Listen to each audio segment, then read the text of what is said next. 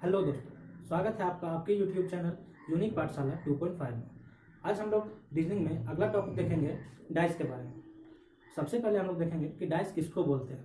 तो डाइस किसको बोलते हैं, हम लोग लूडो सबको खेलते हैं, तो लूडो में जो पासा होता है उसको बोलेंगे डाइस। तो वो इस प्रकार से होता है, इसमें 6 सतह होते हैं। तो 6 सतह होते हैं, उसमें 1 2 3 और 4 5 6 तक लिखा होता है। हम लोग डाइस जब पढ़ रहे हैं तो डाइस में देखेंगे कि डाइस कितने प्रकार के होते हैं। तो डाइस हमारे होते हैं 2 प्रकार के। पहला होगा स्टैंडर्ड डाइस और दूसरा हो जाएगा जनरल डाइस। सबसे पहले हम लोग स्टैंडर्ड डाइस के बारे में बात करेंगे।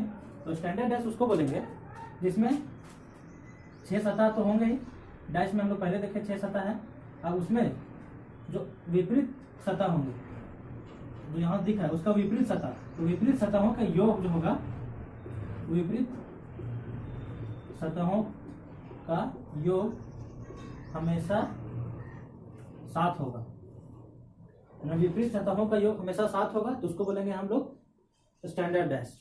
और दूसरा हम लोग देखते हैं जनरल डैश। तो जनरल डैश में तो जनरल डाइस जो होता है उसमें जो सतह दिख रहा है उसमें से 2 सतहों का योग जो होगा वो 7 होगा। हमें दिखाई देने वाला सतह जो दिखाई दे रहा है, हमें दिखाई देने वाला सतह जो होता है उनमें से कोई 2, मतलब इन तीनों में से कोई 2 सतहों का योग जो होगा मेरा 7 होगा, तो उसको बोलेंगे हम लोग जनरल डाइस। तो सबसे पहले हम लोग देखेंगे स्टैंडर्ड डाइस को बनाने का तरीका। तो स्टैंडर्ड डाइस में होता है क्या है, स्टैंडर्ड डाइस जो होता है इस प्रकार से होगा। इसके ऑपोजिट, एक के ऑपोजिट मेरा कितना हो जाएगा 6। अभी हम लोग बताएं कि ऑपोजिट सतहों का योग कितना होगा 7 होगा। तो दोनों को जोड़ेंगे तो 7 हो जाएगा, तो 1 का उल्टा 6 हो जाएगा और 6 का उल्टा 1 हो जाएगा। उसी प्रकार 5 है तो 5 का उल्टा कितना हो जाएगा 2, अब 2 का उल्टा हो जाएगा 5। उसी प्रकार से 4, तो 4 का उल्टा हो जाएगा मेरा 3 और 3 का उल्टा हो जाएगा 4। तो हम लोग अगला हम लोग देखते हैं जनरल डैश। तो जनरल डैश जो होता है वो 2 प्रकार से बनना है। जनरल डैश, तो जनरल डैश में बताए थे जो सतह हमें दिखता है वो सतह का योग मेरा 7 होता है। तो जो सतह दिख रहा है, मतलब 1 3 सतह दिख रहा है, इनमें से किन्हीं 2 सतहों का योग मेरा 7 होगा। 4 मान लेते हैं इसको, 3 और 1 मान लेते हैं, तो देखिए ये दोनों को माने तो 7 हो जाता है। और एक और डैश लेते हैं,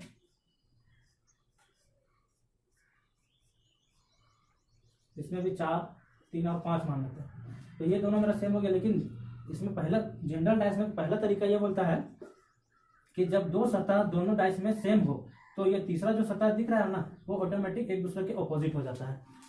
समझ गए? 2 सतह जब दोनों डाइस में सेम होगा तो वो तीसरा जो सतह बचता है वो एक दूसरे के ऑपोजिट हो जाता है। जनरल डाइस का दूसरा तरीका यह होता है, 2 डाइस दिया रहेगा,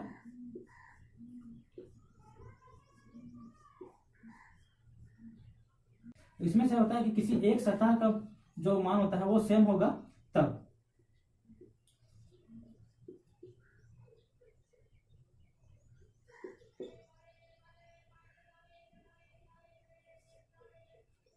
देखिए 4 और 3 7 जनरल डाइस, 6 और 1 7, दोनों में जनरल डाइस। इसमें से देखिए कौन है, एक सतह जो है मेरा दोनों में सेम है, तब हमारा ये रूल काम करता है। चार्ट बना लेंगे।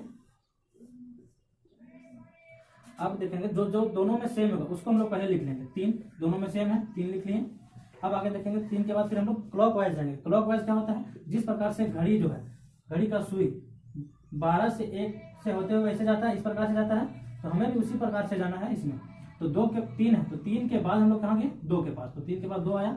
इसमें 3 के बाद क्या है 1 हो जाएगा। आगे 3 के बाद फिर कौन आया 4, फिर यहाँ 3 के बाद क्या आया 6।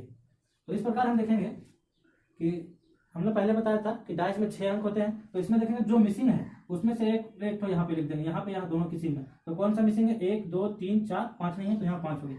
इस प्रकार से मेरा डाइस पूरा बन गया। तो इसमें अपोजिट हो गया, 3 का अपोजिट हो गया 5, 2 का अपोजिट 1, 4 का अपोजिट हो गया 6।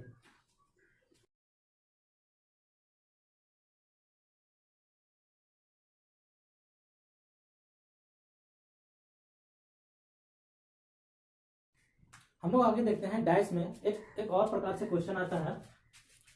इस प्रकार से बना हुआ रहेगा स्ट्रक्चर। और एक इधर रहेगा या एक इधर, ये दोनों जो है कहीं भी रहते हैं, या तो साथ में रहेगा या ऊपर नीचे कहीं भी रह सकता है, या तो यहाँ पे रह भी सकता है। इसमें होता है क्या, इस प्रकार से दिया हुआ रहेगा क्वेश्चन में, इसका एक नंबर 1 2 3 4 5 और 6, ये जो नंबर है एक दूसरे के ऑपोजिट में कौन सा होगा। तो इस प्रकार जो डैश होता है उसमें एक अल्टरनेट छोड़ करके हम लोग देखते हैं। तो 1 का ऑपोजिट हो जाएगा मेरा 5 और 5 का ऑपोजिट हो जाएगा 1।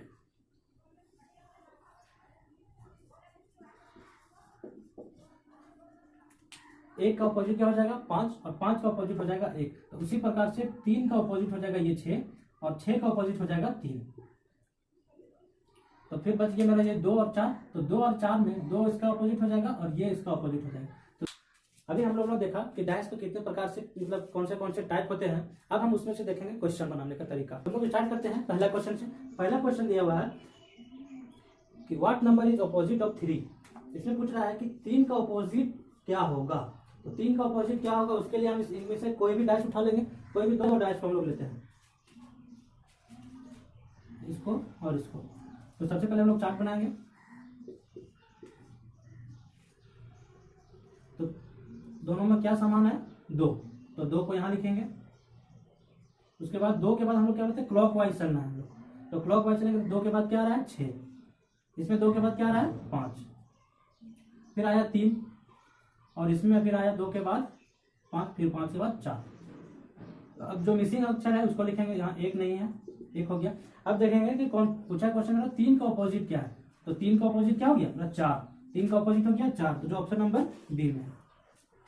अगले क्वेश्चन पर आते हैं। 2 का ऑपोजिट फेस निकालना है, 2 का ऑपोजिट क्या होगा।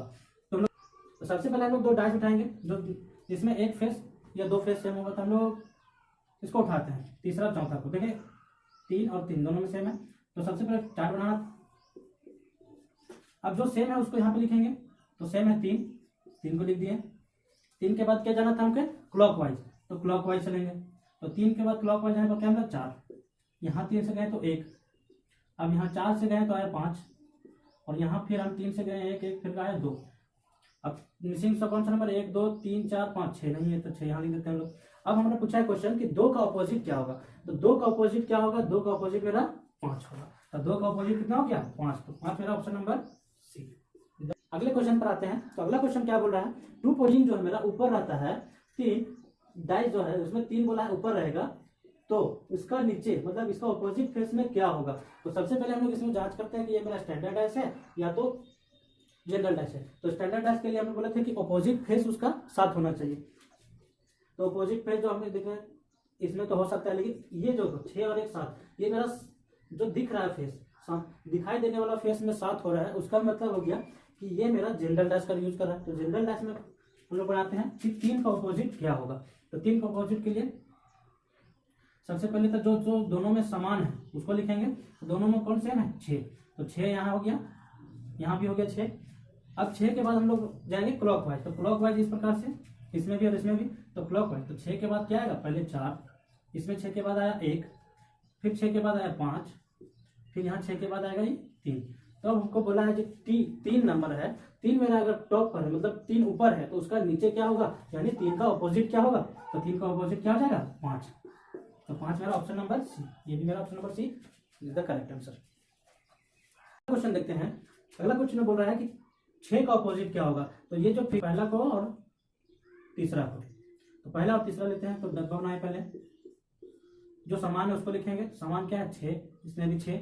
अब 6 के बाद हम लोग क्या जाना है क्लॉकवाइज। तो क्लॉकवाइज गए तो 6 के बाद 2 मिला, 2 के बाद 3 मिला, फिर यहाँ 6 के बाद 5 और 4, तो 5 और 4। अब जो मिस हो रहा है उसको यहाँ लिखेंगे 1। तब हमको बोला 6 का ऑपोजिट, तो 6 का ऑपोजिट यहाँ आ गया डायरेक्ट 1 ऑप्शन नंबर ए। तो ये जो मेरा क्लॉकवाइज वाला फॉर्मूला होता है ना, वो स्टैंडर्ड डैश और जनरल डैश दोनों में यूज करता है। तो अगला क्वेश्चन पर आते हैं। तो अगला क्वेश्चन कुछ इस प्रकार से है। तो इसमें मतलब कोई भाग के ऊपर में 1 है, तो बोला है कि 1 मतलब ऑपोजिट कौन सा होगा, 1 का ऑपोजिट कौन सा होगा। तो हमने पहले थ्योरी में पढ़ा है कि यहाँ पे जो क्वेश्चन ये होता है, ये इसके ऑपोजिट होता है, ये वाला भाग इसके ऑपोजिट होता है, और ये वाला भाग इसके ऑपोजिट होता है। तो डायरेक्ट हमारा क्या आंसर हो जाएगा, 1 का ऑपोजिट 4। तो 1 का ऑपोजिट मेरा 4 हो जाएगा। तो आपने देखा दोस्तों डैश का सारा क्वेश्चन, किस प्रकार से आपको डैश का सॉल्यूशन करना है। तो इसके लिए हमेशा आपको एक ही ट्रिक का यूज करना पड़ेगा, चाहे वह स्टैंडर्ड डाइस हो या जनरल डाइस हो। तो जो सेम क्वेश्चन हमने बताया, जो ट्रिक बताया क्लॉकवाइज वाला, उसी क्लॉकवाइज के तरीके से आपका सारा क्वेश्चन बन जाएगा। और जो हमारा थ्योरी था, उस थ्योरी को भी आप ध्यान से देखिए, तो उसके बाद आपका डाइस में एक भी क्वेश्चन नहीं छूटेगा। आप हमेशा डाइस के क्वेश्चन को चुटकियों में सॉल्व कर देंगे। तो इसी प्रकार से और अच्छे अच्छे क्लास के लिए हमें सपोर्ट कीजिए और हमसे जुड़े रहिए। धन्यवाद।